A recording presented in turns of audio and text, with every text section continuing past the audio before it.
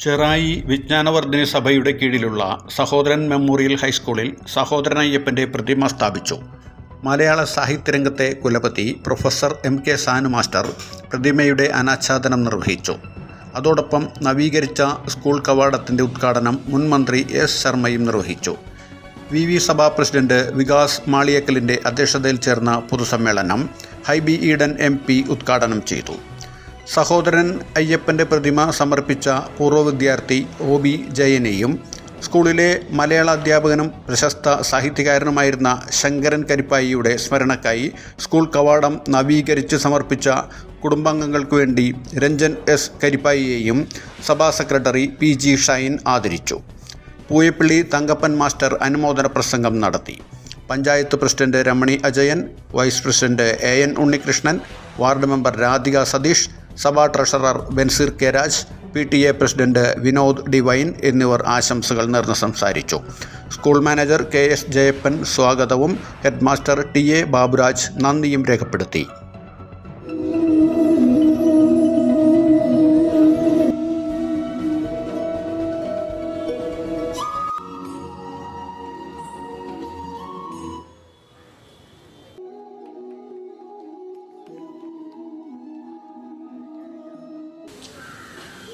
ഇതിൽ നമ്മുടെ ഈ പബ്ലിക് റോഡിലൂടെ ഒരു പ്രൈവറ്റ് വാഹനം സഹോദരൻ മെമ്മോറിയൽ ഹൈസ്കൂളിൽ അന്വേഷിച്ച് വന്നു കഴിഞ്ഞാൽ തീർച്ചയായും ഈ സ്റ്റോപ്പിൽ നിർത്താൻ കഴിയില്ല.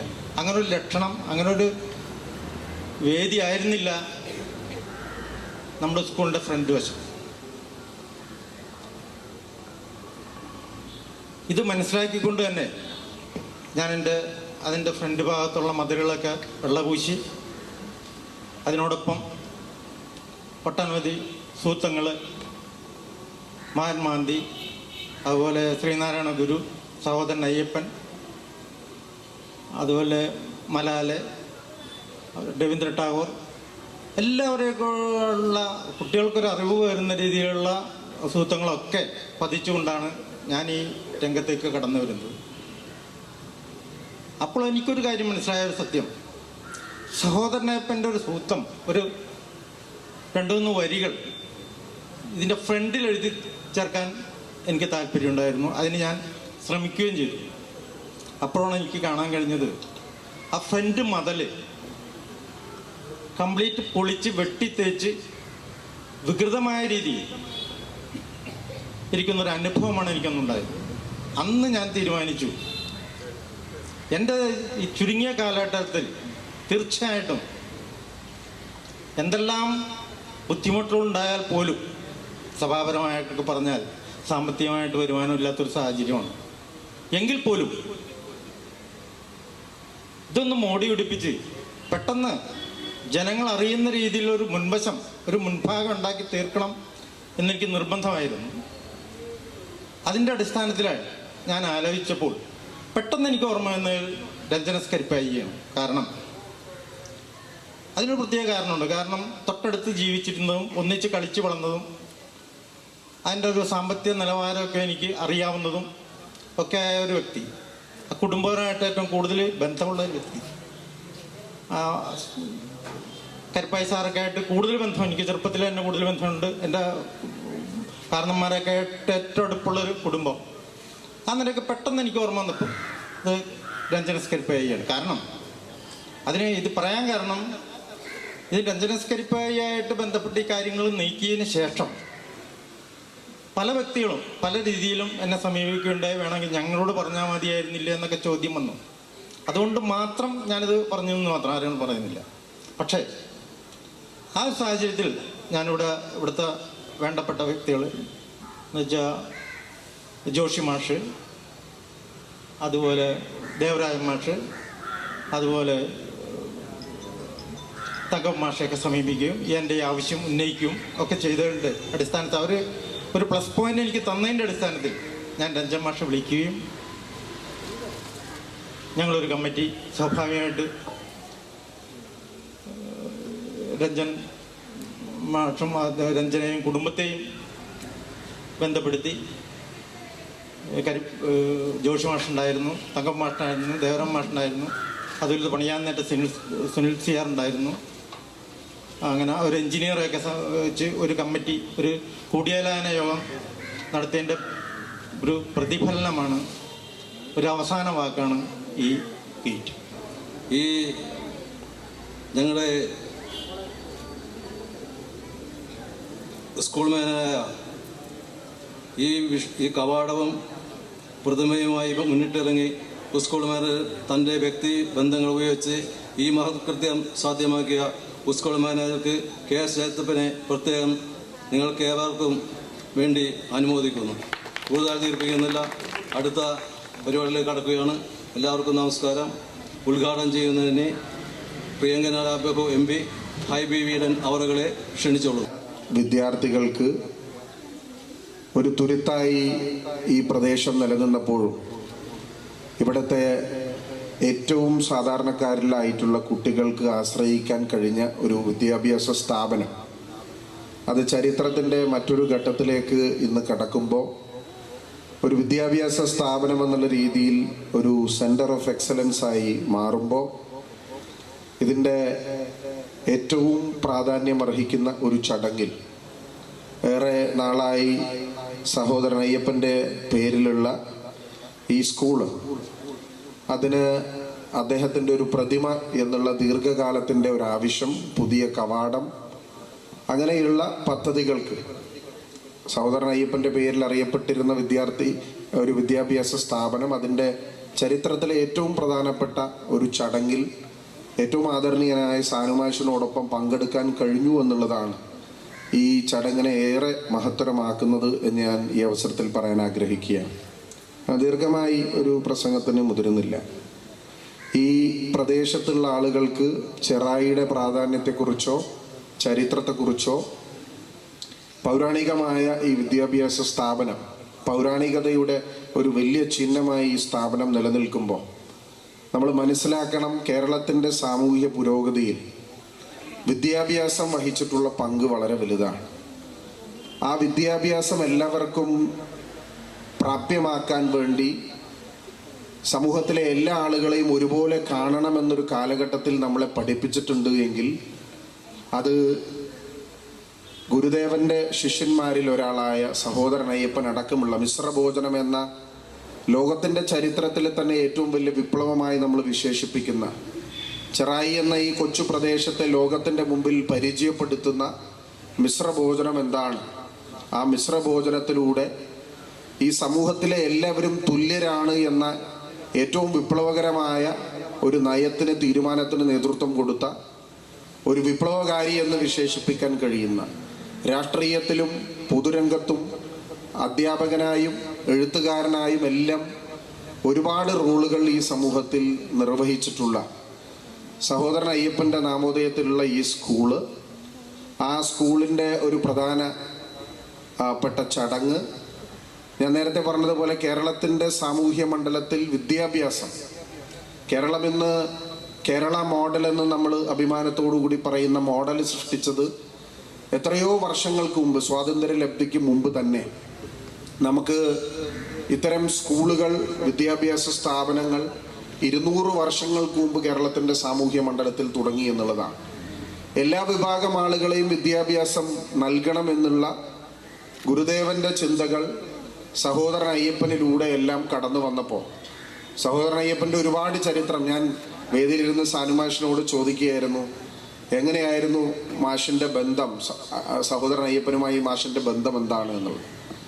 മാഷ് പറഞ്ഞത്, എല്ലാവരെയും തുല്യരായി കാണുന്ന മറ്റൊരാളെ കേരളത്തിൻ്റെ ചരിത്രത്തിൽ നമ്മൾക്ക് കാണാൻ സാധിക്കില്ല.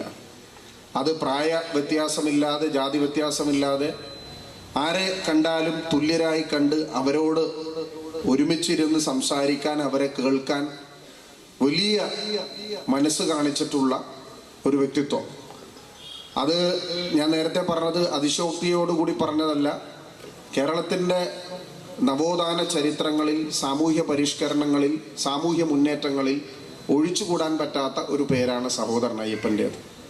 ആ പേര് ഇന്ന് ലോകത്തിൽ മുഴുവൻ പ്രശസ്തി ആർജിക്കുമ്പോൾ അതിന് തുടക്കം കുറിച്ച ഒരു പ്രദേശത്ത് ഒരു വിദ്യാഭ്യാസ സ്ഥാപനം, ഞാൻ നേരത്തെ പറഞ്ഞ നമ്മുടെ കേരള മോഡലിന് അഭിമാനിക്കാൻ കഴിയുന്ന നേട്ടങ്ങൾ ഉണ്ടായിട്ടുള്ളത് ആ നേട്ടങ്ങൾ പൂർണ്ണമായിട്ടുള്ളത് 200 വർഷങ്ങൾക്ക് മുമ്പ് വിദ്യാഭ്യാസം തുടങ്ങിയപ്പോഴും വിദ്യാഭ്യാസം എല്ലാവർക്കും ലഭിക്കുന്ന ഒരു സാഹചര്യം ഉണ്ടായപ്പോഴും പിന്നോക്ക സമുദായത്തിലുള്ള കുട്ടികൾക്ക്, സാധാരണ കുടുംബങ്ങളിൽ നിന്ന് സാമ്പത്തികമായി പിന്നോക്കം നിൽക്കുന്ന കുട്ടികൾക്ക് അവർക്ക് അപ്രാപ്യമാണ് എന്ന് തോന്നിയപ്പോൾ അതിനെല്ലാം വളരെ കൃത്യമായ ഇടപെടലുകൾ ഉണ്ടായി എന്നുള്ളതാണ്.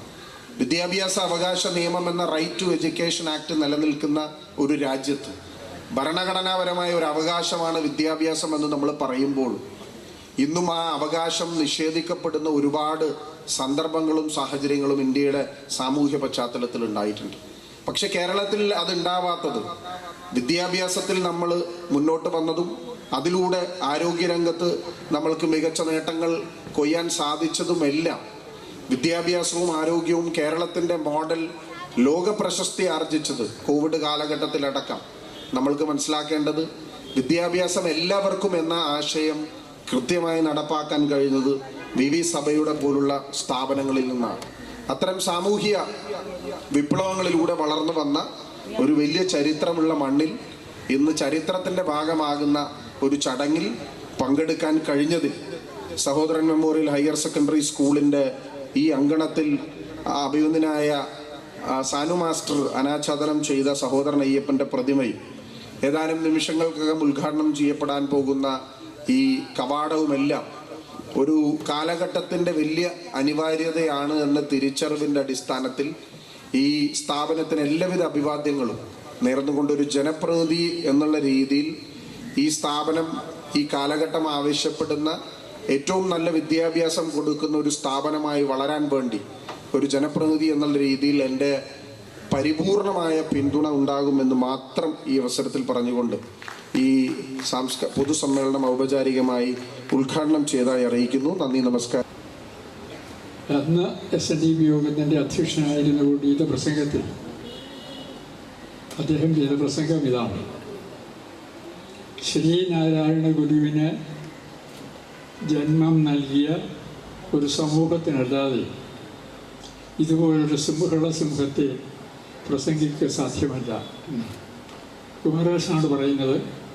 പ്രശംസയിൽ വളരെ ലുബ്ധനായിരുന്നു. പലപ്പോഴും കലാപകാരിയുടെ മനസ്സുള്ള കവിയായിരുന്നു. അദ്ദേഹം എഴുതിയ വാക്കുകളാണ്: ശ്രീനാരായണ ഗുരുവിന് ജന്മം നൽകിയ ഒരു സമൂഹത്തിനല്ലാതെ ഇങ്ങനെയൊരു സിംഹം, നല്ല വാക്കാണ്, സിംഹത്തിന് ജന്മം നൽകുക സാധ്യമല്ല എന്നാണ്. അതാണ് അദ്ദേഹത്തെ പറ്റി ചുരുക്കത്തിൽ നമുക്ക് പറയാവുന്ന ഒന്നാണ്. ശ്രീനാരായണ ഗുരുവിൻ്റെ പ്രധാനപ്പെട്ട വാക്യം നിങ്ങൾ ധാരാളം കേട്ടിരിക്കുന്നു. അതിലേറ്റവും പ്രധാനപ്പെട്ടത് മനുഷ്യൻ്റെ മതം, മനുഷ്യൻ്റെ ജാതി, മനുഷ്യത്വമാണ്. മനുഷ്യനാണ് മനുഷ്യത്വം, ജാതി. മനുഷ്യ ഒരു ജാതിയേ ഉള്ളൂ, അതവൻ്റെ മനുഷ്യത്വമാണ്. മനുഷ്യനെപ്പോലെ പെരുമാറണം. അങ്ങനെ മനുഷ്യനെപ്പോലെ പെരുമാറുന്നതിൻ്റെ ഫലമായിട്ടാണ് നിങ്ങൾക്ക് മനുഷ്യത്വം അംഗീകരിക്കാത്ത ഒരു സമൂഹത്തോട് എനിക്ക് പോരാടേണ്ടി വരുന്നത്. പലതരത്തിലാകാം, രാഷ്ട്രീയ രംഗമാകാം, സാമൂഹ്യ രംഗമാകാം, വിശ്വാസരംഗമാകാം. പക്ഷെ ഏറ്റവും പ്രയാസം സാമൂഹ്യ രംഗത്തുള്ള പരിവർത്തനം സിദ്ധിക്കുക എന്നുള്ളതാണ്. രാഷ്ട്രീയ രംഗത്ത് നിങ്ങൾക്ക് ഒരുപാട് അനുയായികളെ കിട്ടും, മുദ്രാവാക്യം വിളിക്കും, നിങ്ങളുടെ പിന്നാലെ വരും, പ്രതിഷേധം, പിന്തുണ, ഈ വലിയ കോലാഹലങ്ങളെല്ലാം ഉണ്ടാകും. നേരെ മറിച്ച് സാമൂഹ്യ രംഗത്ത് നിങ്ങൾ പഠിച്ചാൽ സഹസ്രാബ്ദങ്ങളുടെ വേരുള്ള ആചാരങ്ങളോടാണ് നിങ്ങൾ കളിക്കുന്നത്. ഒരു നമ്പൂതിരിയും പുലയനും ഒരുമിച്ചിരുന്ന് ഭക്ഷണം കഴിക്കുക, നിങ്ങൾ തിരിച്ചപ്പെടുത്തുകയാണ്. ആര് കൊടുക്കും? എഴുതിയാൽപ്പോൾ അത് കൊടുക്കില്ല. വാരണാസിന്റെ ദുരവസ്ഥ അവസാനിക്കുന്നത് നമ്പൂരി പെണ്ണിനെ പുലയുവാവ് കല്യാണം കഴിക്കുന്നതിലാണ്, സാവിത്രിയെ ചാത്തൻ. അതുതന്നെ അക്കാലത്ത് കൊടുക്കാൻ പ്രയാസമായിരുന്നു. VT ഭട്ടതിരിപ്പാട് അദ്ദേഹത്തിൻ്റെ സഹോദരിയെ കല്യാണം കഴിപ്പിച്ചപ്പോൾ ഒന്ന് വിധവാ വിവാഹം, വിധവയ്ക്ക് വിവാഹം പാടില്ല, ഞാൻ കഴിപ്പിക്കും. 2, നമ്പൂതിരിയായ എൻ്റെ സഹോദരിയെ ഞാൻ പറയുക അവനെ കൊണ്ട് കല്യാണം കഴിപ്പിക്കും. അതൊക്കെ ചെറിയ കാര്യമല്ല. രാഷ്ട്രീയത്തിൽ ഇത്തരം കാര്യങ്ങൾക്ക് ധാരാളം ആളുകൾ നിങ്ങൾ കിട്ടും, സമൂഹത്തിൽ കിട്ടുകയില്ല. കാരണം നിങ്ങൾ കളിക്കുന്നത് അനേകം നൂറ്റാണ്ടുകൾ പഴക്കമുള്ള അനുഷ്ഠാനങ്ങളോടാണ്.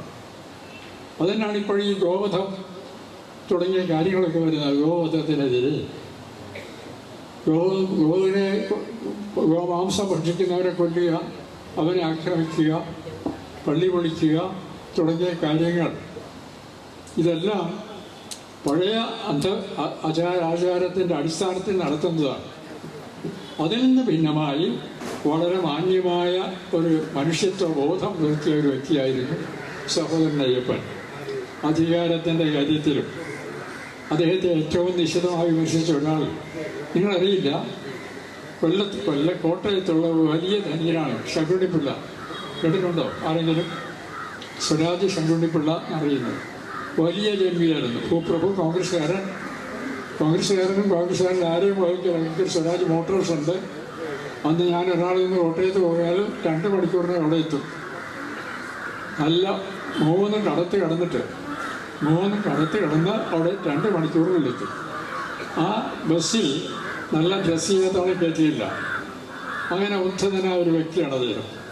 കോൺഗ്രസ്സുകാരനാണ്. കോൺഗ്രസ്സുകാരെ പോലും അദ്ദേഹം വഹിക്കില്ല ആരെയും. പനപടി പോലുള്ളവരെ പോലും കളിയാക്കും. അദ്ദേഹം ഒരു ദിവസം മരാമത്ത് വകുപ്പ് മന്ത്രിയെ കാണാൻ തിരുക്കൊച്ചി അദ്ദേഹത്തിൻ്റെ സ്റ്റേറ്റ് ഹൗസിലെത്തുന്നു. സർക്കാർ ഗൃഹത്തിലാണല്ലോ താമസിക്കുന്നത്. വാതിക്കറ്റാണ് മണിയടിക്കുന്നു. ഇത് അദ്ദേഹം എഴുതിയത് ഞാൻ പറയുകയാണ്. അദ്ദേഹം എഴുതിയ കാര്യം ഞാൻ പറയുന്നു. സംവരണത്തിൻ്റെ കടുത്ത ശത്രുവാണ്. സംവരണം പാടില്ല. അതുകൊണ്ട് സംവരണത്തിന് വേണ്ടി വാദിക്കുന്ന സഹോദരൻ അയ്യപ്പൻ്റെയും കടുത്ത ശത്രുവാണ്. പക്ഷേ പൊതുമരാമത്ത് വകുപ്പ് മന്ത്രി അതൊരു കാര്യത്തിനോട് ജയിപ്പിയാണ് അദ്ദേഹം. മണിയടിച്ചു. ഒരാൾ വന്ന് വാതിൽ തുറന്നു. പറഞ്ഞു, എനിക്ക് മന്ത്രിയെ നീളണം, ഇരിക്കൂ.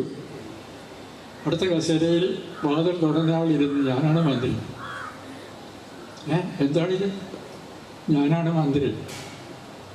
അപ്പോൾ പീഡൊന്നും ഇല്ല ഇവിടെ. പീഡുണ്ട കുട്ടിക്ക് സുഖമില്ല എന്ന് പറഞ്ഞു. അതുകൊണ്ട് ഞാൻ വീട്ടിൽ പോയിക്കൊള്ളാൻ പറഞ്ഞു, നോക്കിക്കൊള്ളാൻ പറഞ്ഞു.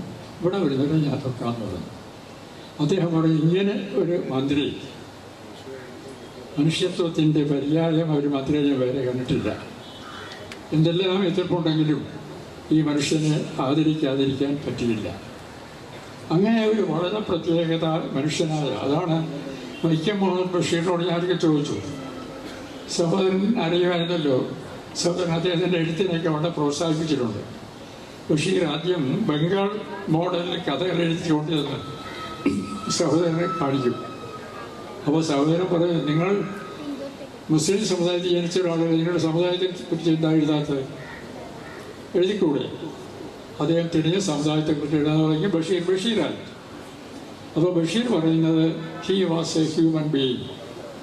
ബഷീർ 2 പേരെ കുറിച്ച് ഇത് പറയുന്നത് ഞാൻ ഈ ഹൈബീഡിനോട് പറഞ്ഞു. ഒന്ന് MP പോളാണ്. ആത്മാഭിമാനത്തിൻ്റെ പേരിൽ, മനുഷ്യൻ എന്ന ആത്മാഭിമാനത്തിൻ്റെ പേരിൽ ബിഷപ്പിനെതിരെ കേസ് കൊടുത്ത് കേസ് ജയിക്കാൻ പോയപ്പോൾ ബിഷപ്പ് തിരിച്ച് കോളേജിൽ നിയമിച്ചു. അതിൻ്റെ കുടിശ്ശിക കൈ കൊടുത്തു. കുടിശ്ശിക കൈ വാങ്ങിച്ചിട്ട് ഇത് കോളേജിന് സംഭാവനയായിരിക്കട്ടെ എന്നൊരു രാജിക്കത്ത് എഴുതി കൊടുത്ത് നേരെ ഇറങ്ങിപ്പോയ ആ ധീരനായ MP പോളുണ്ട്.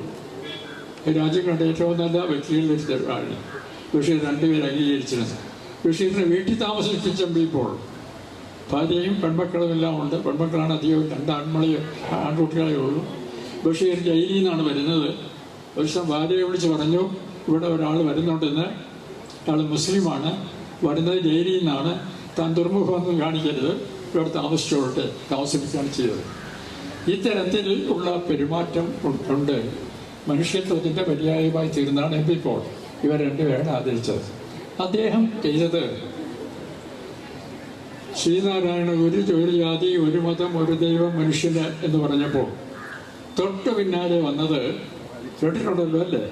ജാതി വേണ്ട, മതം വേണ്ട, ഒരു കുഴപ്പമില്ല, ദൈവം വേണ്ട മനുഷ്യന് എന്നാണ്. ഇപ്പോൾ ഗുരുവിൻ്റെ മഹത്വമുള്ളതാണ് ഭാഷകൾ. ദൈവം വേണ്ട മനുഷ്യന്. അപ്പോൾ ശിഷ്യന്മാരുടെ കൂടി സന്യാസിമാർ ഓടിച്ചെന്ന് പറഞ്ഞു, തൃപ്പാദങ്ങൾ കേട്ടില്ലേ ആ അയ്യപ്പൻ പറഞ്ഞിരിക്കുന്നത്? അയ്യപ്പൻ എന്ത് പറഞ്ഞു? തൃപ്പാദങ്ങൾ ഒരു ജാതി, ഒരു മതം, ഒരു ദൈവം, മനുഷ്യന് എന്ന് പറഞ്ഞപ്പോൾ അയ്യപ്പൻ പറയുകയാണ്, ജാതി വേണ്ട, മതം വേണ്ട, നിർത്തിയില്ല, ദൈവം വേണ്ട മനുഷ്യനെന്ന്. ഗുരുവിൻ്റെ അതിൻ്റെ പ്രതികരണം. പക്ഷേ എന്ന് പറഞ്ഞാലും അയ്യപ്പൻ്റെ കർമ്മങ്ങളിൽ ദൈവമുണ്ടല്ലോ. എവിടെയാണ് ദൈവം വേണ്ടത്? സ്തോത്രം ചൊല്ലുന്നതിലാണോ? വിഗ്രഹങ്ങൾ വേണ്ടി പൂജ നടത്തുന്നതിലാണോ? അനുഷ്ഠാനങ്ങൾ നടത്തുന്നതിലാണോ? ജപമാല എഴുതുന്നതിലാണോ? ദൈവം നമ്മുടെ കർമ്മങ്ങളിലാണ് വേണ്ടത്. ദൈവത്തെ നാം സാഹോദര്യത്തിൻ്റെ സ്നേഹത്തിൻ്റെ പര്യായമായി കാണുന്നുവെങ്കിൽ അത് കർമ്മങ്ങളിലാണ് കാണിക്കുന്നത്. ഇതേ ആശയങ്ങൾ ഓരോന്നും വായിച്ചിട്ടുണ്ടോ? ഉണ്ട്. ടാഗോറിൻ്റെ ഗീതാഞ്ജലി വളരെ ആധ്യാത്മിക പ്രാധാന്യമുള്ള നോബൽ സമ്മാനത്തിൻ്റെ ഏക കാവ്യമാണ്. അതിൻ്റെ ഒരു ഭാഗത്ത് ടാഗോർ പറയുന്നതിന് മുമ്പാണ് സ്വാമി ഇത് പറയുന്നത്. ശ്രീനാരായണ ഗുരുസ്വാമി എന്ത് പറഞ്ഞെന്നറിയാമോ? അമ്പലത്തിൻ്റെ മുമ്പിൽ ജപമാല എണ്ണി മന്ത്രോച്ചാരണത്തിൽ മുഴുകിയിരിക്കുന്ന അല്ലയോ ഭക്ത, നീ കണ്ണു തുറന്ന് നോക്കൂ, അവിടെ ദൈവമില്ല. അവിടെ കയറും ശില മാത്രമാണുള്ളത്. നിങ്ങൾക്ക് ദൈവത്തെ കാണണമെങ്കിൽ കണ്ണുനീര് തൂകുന്ന മനുഷ്യനെ സമീപിക്കൂ. ആ മനുഷ്യനെ കരുണയോട് സമീപിക്കൂ. അവിടെ നിനക്ക് ദൈവത്തെ കാണാം. ഈ പാത വെട്ടുന്നതിന് വേണ്ടി മാംസപേശികൾ ഉരുക്കിക്കൊണ്ട് കരിങ്കല്ല് പൊട്ടിക്കുന്ന തൊഴിലാളിയുടെ വിയർപ്പിൽ ദൈവമുണ്ട്. അവിടെയാണ് ദൈവമുള്ളത്. ഇതൊക്കെ വലിയ വാക്യങ്ങളാണ്. ഈ വാക്യങ്ങൾ ജീവിതത്തിൽ ആവർത്തിച്ച ഒരു വലിയ മനുഷ്യനായിരുന്നു സഹോദരൻ അയ്യപ്പൻ. അത് മന്ത്രിസ്ഥാനം ഉപേക്ഷിച്ചത് അങ്ങനെയാണ്. മന്ത്രി കുറേ പേരെ ചെലവ് ചുരുക്കലായി കുറേ പേർ ചുരുക്കി വിട്ടാൽ പ്യൂൺസ്, ക്ലാർക്ക് ഇത്രയും തസ്തികകൾ കുറച്ചു. ഇദ്ദേഹം പറഞ്ഞ് നേരത്തെ ഒരു കാര്യം ചെയ്യാം, നമുക്ക് മന്ത്രിസഭയിൽ ഇത്രയും പേര് ആവശ്യമുണ്ടെന്ന് തോന്നുന്നില്ല, എനിക്കാണെങ്കിൽ നല്ല സുഖവുമില്ല, ഞാൻ എൻ്റെ രാജിയെഴുതി തരാം, ഞാൻ പോകുന്നു. അന്നൊരു പ്രത്യേക സഭ നടത്തിയിരുന്നു. ഈ 3 പാലയില്ലേ, ഇന്ന് നമ്മൾ ഗോശ്രീ പാലം എന്ന് പറയുന്നത്, അദ്ദേഹം ഇൻ്റർനാഷണൽ ടെൻഡർ കൊടുത്തിരിക്കുകയാണ് ഇത് പണിയുന്നതിന് വേണ്ടി, ഈ 3 ദ്വീപുകളെ പരസ്പരം ബന്ധിക്കുന്നതിന് വേണ്ടി. അദ്ദേഹം പോയപ്പോൾ ചോടത്ത് കളഞ്ഞു, അത് കോട്ടപ്പള്ളിയിലേക്ക് ഡൈവേർട്ട് ചെയ്തു. പക്ഷെ അപ്പോൾ അദ്ദേഹം പറഞ്ഞു ഞാനിത് രാജിവെക്കാം. രാജിവെച്ചോന്നല്ല, സ്റ്റേറ്റ്കാർ അപ്പോൾ തന്നെ വിട്ടുകൊടുത്തു. അടുത്ത ട്രാൻസ്പോർട്ട് ബസ്സിൽ തൻ്റെ ബാഗ് തൂക്കി പിടിച്ച് കയറി എറണാകുളത്തേക്ക് മടങ്ങി പോന്നു. അതാണ് മനുഷ്യൻ എന്ന് പറയുന്നതിൻ്റെ അർത്ഥം. ഈ അർത്ഥത്തിൽ ഒരു വലിയ മനുഷ്യർ കേരളത്തിൽ കുറവാണ്. ഞാൻ പിന്നെ വീട്ടിൽപ്പെട്ടത് ഇപ്പോൾ തന്നെയാണ്. വീട്ടിൽപ്പെട്ടതിനെ കാട്ടാൻ എന്ത് വിനീതനാണെന്നറിയോ? എന്നെ വിളിച്ചാൽ എന്നോട് വലിയ അഭ്യർത്ഥന എൻ്റെ വീട്ടിൽ വന്ന് താമസിക്കണമെന്നാണ്. ഒരു ദിവസം ഞാൻ ആ വീട്ടിൽ പോയി താമസിച്ചു, നമ്പൂരി ഭവനത്തിൽ. അപ്പം അങ്ങനെ ചിലരാണ് ഈ രാജ്യത്തിന് വീക്ഷണപരമായ മാറ്റം ഉണ്ടാക്കിയത്. ഇത് ഞാൻ പറയുന്നത് നാം ഇന്ന് തിരിച്ചു പോവുകയാണ് പ്രാകൃതമായ യുഗത്തിലേക്ക്. ജാതിസ്പർദ്ധയുടെ, മതദ്വേഷത്തിൻ്റെ, അന്ധവിശ്വാസത്തിൻ്റെ ഉരുട്ടിലേക്ക് നമ്മെ സംഘടിത ശക്തികൾ ആസൂത്രിതമായി എല്ലാ മാധ്യമങ്ങളെയും ഉപയോഗിച്ചുകൊണ്ട് തിരിച്ചു പോകാൻ പ്രേരിപ്പിക്കുന്ന ഘട്ടത്തിൽ പ്രിയപ്പെട്ട കുഞ്ഞുങ്ങളെ, നിങ്ങൾ കുഞ്ഞുങ്ങളാണ്, നിങ്ങളുടെ ചോരയ്ക്ക് നല്ല ചൂടുണ്ടാവും. നിങ്ങൾ ആ ചൂടോടുകൂടി ഞങ്ങൾ മനുഷ്യനെ മനുഷ്യനാക്കി നിർത്തും എന്ന പ്രതിജ്ഞ എടുത്തേ പറ്റൂ. സഹോദരനെ കുറിച്ച് അവസാനം കുമാരനാശാരിയെ കുറിച്ച് അവസാനിക്കുന്നത് സമത്വമേക ലക്ഷ്യം സമത്വമാണ്. ഏവരും സ്വതന്ത്രർ എന്നുമേ തപസ്സം. ഈ തപസ്സകറ്റിയോതിലോ സൂര്യനായിട്ട് സങ്കല്പിക്കുകയാണ്. സഞ്ചരിച്ചിരുന്ന അല്ലയോ സൂര്യ, നിന്നെ ഞങ്ങൾ നമസ്കരിക്കുന്നു എന്നാണ് പരിവർത്തനം എന്നാണ് കവിതയുടെ പേര്. അതാണ് സഹോദരൻ. അദ്ദേഹത്തിൻ്റെ സ്മാരകമായിട്ടുള്ള ഈ സ്കൂളിൽ പഠിക്കുന്ന വിദ്യാർത്ഥികൾ, എൻ്റെ ബഹുമാന്യനായ സുഹൃത്ത് ശ്രീ ഐബീരൻ പറഞ്ഞതുപോലെ ഇതൊരു മാതൃകാ വിദ്യാലയമാക്കി മാറ്റുന്നതിനുള്ള എല്ലാ എക്സലൻസും നിങ്ങൾ കാണിച്ചേ പറ്റൂ. നല്ലപോലെ പഠിക്കണം, റാങ്കോടുകൂടി ജയിക്കണം, സ്കൂളിൻ്റെ അഭിമാനമാകണം, രാജ്യത്തിൻ്റെ അഭിമാനമാകണം, പോരാ ലോകത്തിൻ്റെ അഭിമാനമാകണം. ലോകത്തെ ഞങ്ങൾ ഒത്തിരിക്ക് മാറ്റിവെക്കും എന്നത്. 2, നിങ്ങൾ ലോകത്തിൽ മുഴുവൻ ഉണ്ടായിക്കൊണ്ടിരിക്കുന്ന ഈ പ്രത്യാഗമനമുണ്ട്. ചില ഘട്ടങ്ങൾ ഇരുട്ടിലെ ഘട്ടമാണ്. വന്നിരിക്കുന്നതിനെതിരായി ആണുങ്ങളെപ്പോലെ മനുഷ്യരെ പോലെ നിവർന്നു നിന്ന് മനുഷ്യരൊന്നാണ്. അവരുടെ ജാതിഭേദം വേറെയാണ്, മതം വേറെയായിരിക്കാം, പക്ഷെ അവർ അയൽക്കാരെ പോലെ കഴിയണം. അതാണ് ശ്രീനാരായണ ഗുരുവിൻ്റെ ദർശനം. അയൽക്കാരൻ, എല്ലാ മതങ്ങളും പറഞ്ഞിട്ടുള്ളത് ഈ അയൽക്കാരനാണ്. നിന്നെപ്പോലെ അയൽക്കാരനെ സ്നേഹിക്കുക. ക്രിസ്ത്യാനിയെ അയൽക്കാരനല്ല, അയൽക്കാരനെ സ്നേഹിക്കുക എന്നാണ് പറഞ്ഞത്. അതാണ് പാരബിൾ ഓഫ് ദി ഗുഡ് സമരിയക്കാരൻ്റെ കഥ പറയുന്ന അവിടെയാണ് യേശു. എന്തൊരു വലിയ ടീച്ചറല്ലേ, വലിയൊരു അധ്യാപകൻ്റെ വാക്കുകളാണ്. അതുതന്നെയാണ് പ്രവാചകൻ പറഞ്ഞതും. അവിടെ അയൽ വീട്ടിൽ പട്ടിണി കിടക്കുമ്പോൾ സ്വന്തം ഭവനത്തിലിരുന്ന് മൃഷ്ടാന്നം ഭയിക്കുന്നവൻ നമ്മുടെ വർഗത്തിൽപ്പെടുന്നില്ല. പ്രവാചകനായ നബി പറഞ്ഞത് തന്നെയാണ്. മുസ്ലിം പട്ടിണി കിടക്കണമെന്ന് പറഞ്ഞില്ല. ആര് പട്ടിണി കിടന്നാലും അവൻ പട്ടിണി കിടക്കുമ്പോൾ അവൻ്റെ സുഖം നോക്കേണ്ട ബാധ്യത നിങ്ങൾക്കുണ്ട്. ഈ വീക്ഷണം ഏറ്റെടുക്കേണ്ട ചുമതല ഞാൻ 96 വയസ്സ് കഴിഞ്ഞ ആളാണ്. ഇന്നോ നാളെയോ കാറ്റ് പോകാവുന്ന ഒരാളുമാണ്. ഞാൻ നിങ്ങളോട് അഭ്യർത്ഥിക്കുന്നത്, നിങ്ങൾ അതിൻ്റെ പോരാളികളായി, നിങ്ങൾ വിപ്ലവകാരികളാണെന്ന് ഞാൻ പറയില്ല, ഉള്ളിയോടൊക്കെ പറയില്ല, വിധ്വംസക പ്രവർത്തനത്തിലാണ്. പക്ഷേ ചിന്താപരമായി ഈ ബലം ഒരു സമൂഹത്തിന് ഉണ്ടാക്കി കൊടുക്കേണ്ട ബാധ്യത വിദ്യാഭ്യാസമുള്ളവർക്കുള്ളതാണ്. അത് ഏറ്റെടുക്കാൻ നിങ്ങൾ സന്നദ്ധരായെങ്കിൽ മാത്രമേ സഹോദരൻ അയ്യപ്പൻ്റെ മെമ്മോറിയലുള്ള സ്കൂളിൽ പഠിച്ചു എന്ന അർഹത നിങ്ങൾക്കുണ്ടാക്കാൻ കഴിയും എന്ന് മാത്രം പറഞ്ഞുകൊണ്ട് പ്രതിമ ഈ സന്ദേശം നിങ്ങൾക്ക് എപ്പോഴും നന്ദി അറിയുന്ന ഒരു മൂർത്തരൂപം. ബാക്കിയുള്ള സുഹൃത്തുക്കളെ, നാട്ടുകാർ, കേരളം വളർന്നു, ഇനിയും വളരും. വളർച്ചക്കടിസ്ഥാനമായ സാഹചര്യം രൂപപ്പെടുത്തുന്നതിൽ മനുഷ്യനെ മനുഷ്യനാക്കി തീർക്കുന്നത് മഹനീയ ദൗത്യം നിർവഹിച്ച മഹത്തായ നവോത്ഥാന നായകനായിരുന്നു സഹോദരൻ അയ്യപ്പൻ. സഹോദര ചിന്തകൾ മനുഷ്യനും പ്രപഞ്ചവും നിലനിൽക്കുന്നിടത്തോളം കാലം പ്രസക്തമായ ചിന്തയാണ്. ശാസ്ത്രബോധത്തിലും യുക്തിചിന്തയിലും ഇത് രണ്ടും ആധുനിക ലോകത്തിൻ്റെ വളർച്ചയിൽ അതിപ്രധാനമായ പങ്ക് വഹിച്ചിട്ടുള്ള ആശയങ്ങൾ. ഒന്ന് ശാസ്ത്രബോധം, മറ്റൊന്ന് യുക്തിചിന്ത. യുക്തിചിന്തയെ മറികടക്കാൻ മറ്റാർക്കെങ്കിലും പൂർണ്ണമായും കഴിഞ്ഞിട്ടുണ്ടോ? ഉറപ്പിച്ചു പറയാൻ സംശയമായിരിക്കും. യുക്തിബോധം എന്നുള്ളതും ശാസ്ത്രചിന്ത എന്നുള്ളത് ഈ ലോകത്തിൻ്റെയും പ്രപഞ്ചത്തിൻ്റെയും മാറ്റവും വളർച്ചയും വികാസ പരിണാമവും ശാസ്ത്രത്തെ അടിസ്ഥാനമാക്കി വികസിച്ചു വന്നതാണ്. അങ്ങനെ ശാസ്ത്രത്തെ അടിസ്ഥാനമാക്കി വളർന്നു വന്ന ശാസ്ത്രബോധത്തിൻ്റെ പ്രയോക്താവ്, യുക്തിബോധത്തിൻ്റെ പ്രയോക്താവ്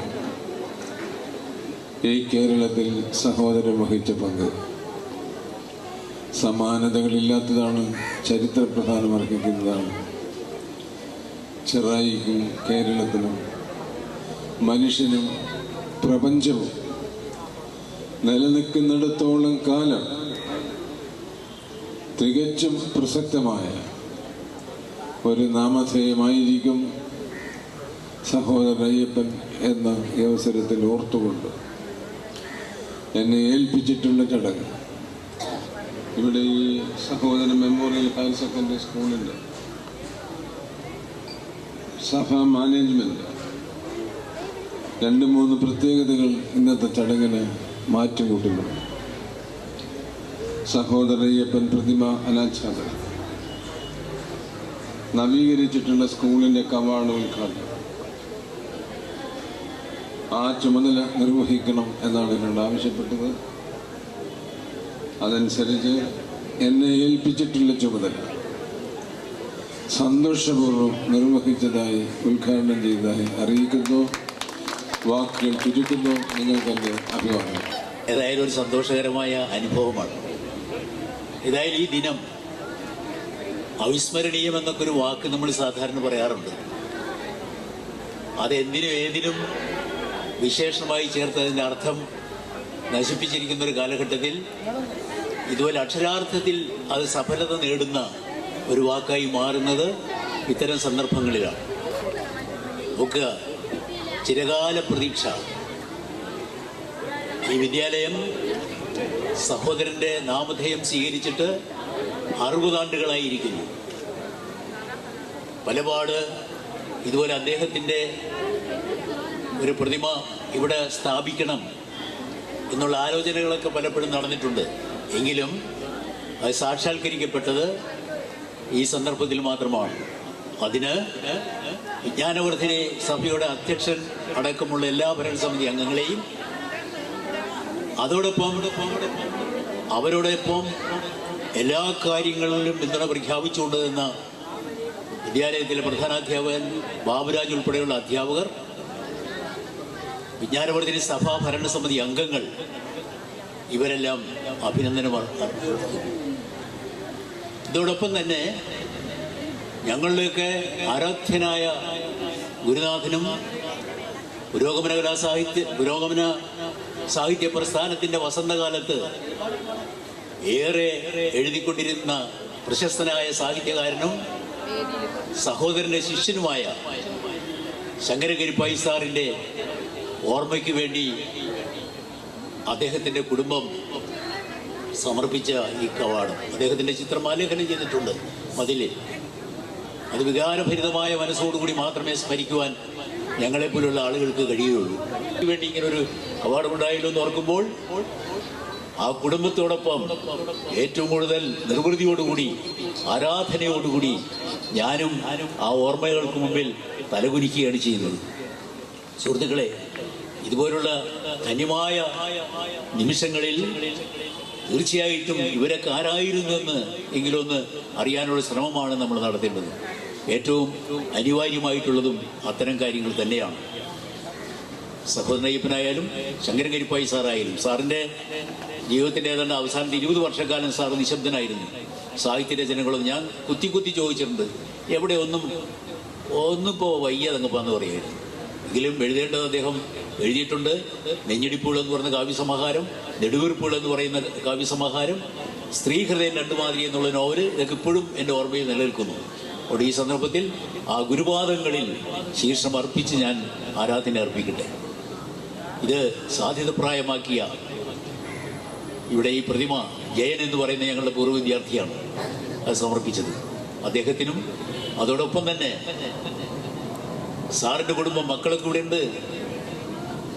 രഞ്ജൻ ഇതിനു വേണ്ടി ജയപ്പൻ പറഞ്ഞതനുസരിച്ച് ഞാൻ വിളിക്കുമ്പോൾ എന്തായിരിക്കും മറുപടി എന്ന് എനിക്ക് സംശയമായിരുന്നു. പക്ഷെ ആദ്യത്തെ മറുപടി നമുക്ക് എന്തും ചെയ്യാം സാറേ എന്നായിരുന്നു.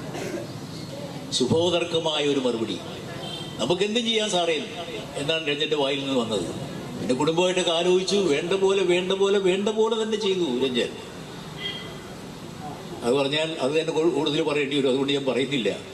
തീർച്ചയായിട്ടും രഞ്ജൻ ചെയ്ത് അച്ഛനർപ്പിക്കുന്ന വലിയൊരു അഞ്ജലിയല്ല, അതിനപ്പുറത്ത് ഈ നാടിന് ഞങ്ങളെപ്പോലെയുള്ള പൂർവ്വ ശിഷ്യന്മാർക്ക് സാംസ്കാരിക രംഗത്ത് പ്രവർത്തിക്കുന്ന എല്ലാവർക്കും വേണ്ടി അർപ്പിക്കുന്ന ഒന്നായിട്ട് ഇത് മാറുമെന്നുള്ള കാര്യത്തിൽ സംശയമില്ല. അതുകൊണ്ട് സുഹൃത്തുക്കളെ, ധന്യമായ സന്ദർഭത്തിൽ എല്ലാവരും ഈ ഓർമ്മകൾ അയവിറക്കുവാൻ സാധിക്കട്ടെ. അതുപോലെ ഇനിയും ഇതുപോലുള്ള നല്ല കാര്യങ്ങൾ. ജയപ്പൻ ഇതിനു വേണ്ടി ശ്രമം ആരംഭിച്ചിട്ട് എന്നെ ഫോണിൽ വിളിച്ചിട്ടുള്ളതിന് കണക്കില്ല. എന്നെ മാത്രമല്ല, ദേവരാജനെയും വിളിച്ചിട്ടുണ്ട്, ജോഷിയെ വിളിച്ചിട്ടുണ്ടെന്ന് പറഞ്ഞല്ലോ. എല്ലാവരെയും ഇങ്ങനെ വിളിച്ച് ശല്യം എന്ന് പറഞ്ഞാൽ കൊട്ടേഷനിലിടുന്ന ശല്യമാണല്ലോ. ഞങ്ങൾക്ക് സന്തോഷകരമായ കാര്യമാണത്. അതുപോലെ മാനേജ്മെന്റ് എല്ലാവരും ഏക മനസ്സോടുകൂടി, പ്രസിഡന്റ് ആയാലും സെക്രട്ടറി ആയാലും ട്രഷറർ ആയാലും മുരളി, റോബിൻ തുടങ്ങിയിട്ടുള്ള അംഗങ്ങളൊക്കെ ഉണ്ട്. ഇവരൊക്കെയായിട്ട് ഞാൻ നിരന്തരം ബന്ധപ്പെട്ടുകൊണ്ടിരുന്നു. അവരെല്ലാവരും ഇതിന് മുൻകൈയെടുത്ത് മുന്നോട്ട് വന്നൊരു ഇത് ഞങ്ങളെ സംബന്ധിച്ചിടത്തോളൊരു അപൂർവമല്ലാത്ത അനുഭവമാണ്. ഒരിക്കലും ഇതിനു മുമ്പ് അത്തരത്തിലുള്ളൊരു എന്താ പറയുക, ഒരു പാരസ്പര്യം ഭരണ നടത്തുന്ന സഭയും അധ്യാപകരുമായിട്ട് കാര്യമായിട്ടുണ്ടായിരുന്നില്ല. ഞാനാരും കുറ്റപ്പെടുത്തുകയില്ല, നിലവിലുണ്ടായിട്ടുള്ള കാലവും ഉണ്ടായിട്ടുണ്ട്. എങ്കിലും ഇന്നത്തെ ഭരണസമിതിയെ പ്രശംസിക്കാതിരിക്കാൻ നിവൃത്തിയില്ല. ഇതുപോലെയുള്ള നല്ല കാര്യങ്ങൾ അവർ ചെയ്തുകൊണ്ടിരിക്കുന്നത്. അതുകൊണ്ട് അവരെയും കൂടി അഭിനന്ദിച്ചുകൊണ്ട് രഞ്ജനെയും കുടുംബത്തെയും എനിക്ക് പ്രത്യേക അഹങ്കാരത്തോടു കൂടി എൻ്റെ ആരാധ്യമായ ഗുരുസ്മരണയെ മുൻനിർത്തി ആ കുടുംബത്തെയും ഞാൻ അഭിനന്ദിക്കുന്നു. എല്ലാവർക്കും നന്ദി പറഞ്ഞുകൊണ്ട് ഞാൻ അവസാനിപ്പിക്കുന്നു. നമസ്കാരം.